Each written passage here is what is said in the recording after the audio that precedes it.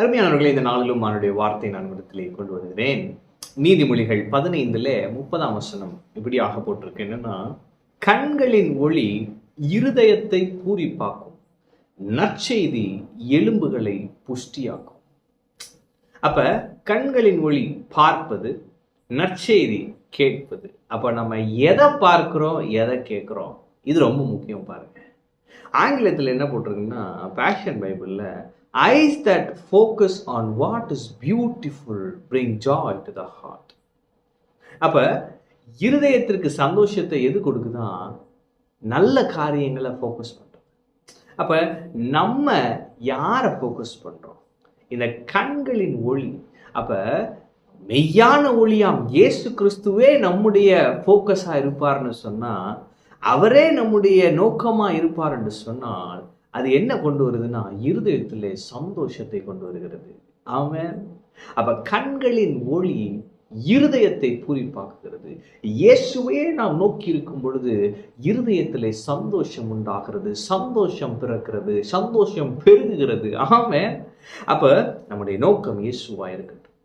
இயேசு நமக்காக எல்லாவற்றையும் செய்து முடித்து விட்டார். நம்முடைய வாழ்க்கையின் பிரச்சனைக்கான தீர்வு இயேசுவினிடத்தில் இருக்கிறது.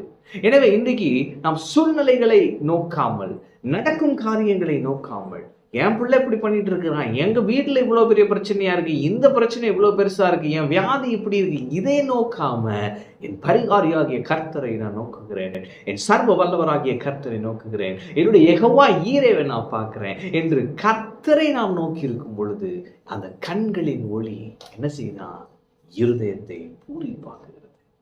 அப்போ நான் இயேசுவை பார்க்கிறேன், இயேசுவை பார்க்க பார்க்க என் இருதயம் மகிழ்ச்சியால் நிரம்புகிறது, என் வாழ்க்கைக்கு தேவையான எல்லாம் எனக்கு கிடைக்கிறது.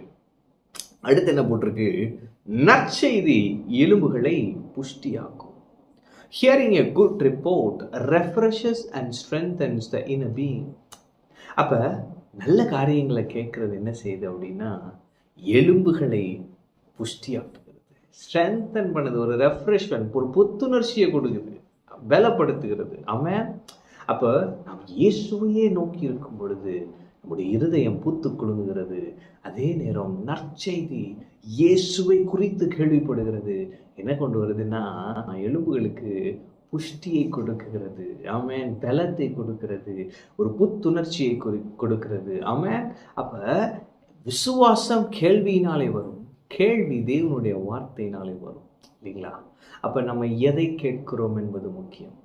இயேசு என் சூழ்நிலைக்கு என்ன சொல்றாரு, இயேசு இன்னைக்கு என்கிட்ட என்ன சொல்றாரு, இயேசு இந்த பிரச்சனைக்கு எப்படி பதில் சொல்லுகிறாரு, இயேசு இன்னைக்கு எனக்கு என்ன சொல்ல விரும்புகிறார். அப்ப நம்ம எதை கேட்கிறோம், எதை கேட்க வேண்டும் என்று தீர்மானிக்கிறோம், அது ரொம்ப முக்கியம். பாருங்க, அப்ப நமக்கு புஷ்டி வேணும், நமக்கு ஒரு பலன் வேண்டும், ஆவிக்குரிய பலன் வேண்டும், வாழ்க்கையில பலன் உள்ளவர்களாய், ஆரோக்கியம் உள்ளவர்களாய், சமாதானம் உள்ளவர்களாய் வாழ வேண்டும் என்று சொன்னால் நாம் கேட்பது நற்செய்திகளாய் மாத்திரமே இருக்க வேண்டும். அப்போ இந்த நற்செய்தி எங்க இருக்கு அப்படின்னா, நற்செய்தி வேற எங்கேயுமே இல்லை, ஆண்டவருடைய வசனத்துல தான் இருக்கிறது. ஆமென். எனவே தான் இந்த வார்த்தைகளை நாம் படிக்க வேண்டும். இதை படிக்க படிக்க, ஆவியானவருடைய ஒத்தாசையின் மூலமாய் படிக்க படிக்க, ஆவியானவர் நற்செய்திகளை நாம் கேட்கும்படியாய் செய்து கொண்டே இருப்பார். இந்த வசனத்தை நாம் கேட்க கேட்க நம்மை சுற்றி நடக்கும் காரியங்களிலே நற்செய்திகளை மாத்திரமே நாம் கேட்போம். அந்த நற்செய்தி நம்முடைய எலும்புகளை புஷ்டியாக்குகிறது, நமக்கு தேவையான ஆரோக்கியத்தை கொடுக்கிறது. ஆமென். எனவே கண்களின் ஒளி இருதயத்தை பூரிப்பாக்குகிறது, நற்செய்தியோ எலும்புகளை புஷ்டியாக்குகிறது. இயேசுவே நம் நோக்கமா இருக்கட்டும், இயேசுவையே நாம் நோக்கி இருப்போம், இயேசுவை குறித்தே கேள்விப்படுவோம், இயேசுவின் வார்த்தைகளையே நாம் கேட்போம். நாம் சந்தோஷமான, சமாதானமான, கர்த்தருக்கு பிரியமான வாழ்க்கை வாழ்வோம். எனவே இன்னைக்கு ஒரு தீர்மானம் எடுங்க, நான் இயேசுவை தான் ஃபோக்கஸ் பண்ண போறேன், இயேசு சொல்றதை தான் கேட்க போறேன், இந்த உலகம் சொல்றதை கேட்க போறதில்லை, இந்த உலகத்தை நான் ஃபோக்கஸ் பண்ண போறதில்லை, என்னுடைய வீக்னஸை நான் ஃபோக்கஸ் பண்ண போறதே கிடையாது. எனக்கு நானே பேசியிருக்கேன் பாருங்க, அதையும் நான் ஃபோக்கஸ் பண்ண மாட்டேன். இயேசு, எல்லாமே இயேசு, அவர் தான் என் வாழ்க்கையின் நடுமையம், அவர் தான் என் சென்டர் ஆஃப் மை லைஃப், அவர் தான் என் ஃபோக்கஸ். அவர் சொல்றதான் கேட்பேன், அவரை தான் நான் பார்ப்பேன். இந்த தீர்மானம் எடுத்து வாழ்ந்து பாருங்க. இயேசு தம்முடைய அன்பினால் உங்களை நிரப்புவார், நமது ஆவியினால் உங்களை நிரப்புவார். இயேசு உங்களை நிரப்பி உங்களுக்கு தேவையான எல்லாவற்றையும் கொடுத்து நீங்கள் கேட்க வேண்டிய நற்செய்திகளை கேட்கும்படியாய் செய்து உங்கள் வாழ்க்கையை அலங்கரிப்பார். நீங்கள் அழகாய் நன்றாய் வாழ்வீர்கள், நீங்கள் அருமையாய் வாழ்வீர்கள். ஆண்டவருடைய சித்தத்தின்படி உங்கள் வாழ்க்கை இருக்கும், இன்பமானதா இனிமையானதா இருக்கும். கர்த்தர் உங்களோடு இருக்கார். கர்த்தர் உங்களை ஆசீர்வதிப்பார்.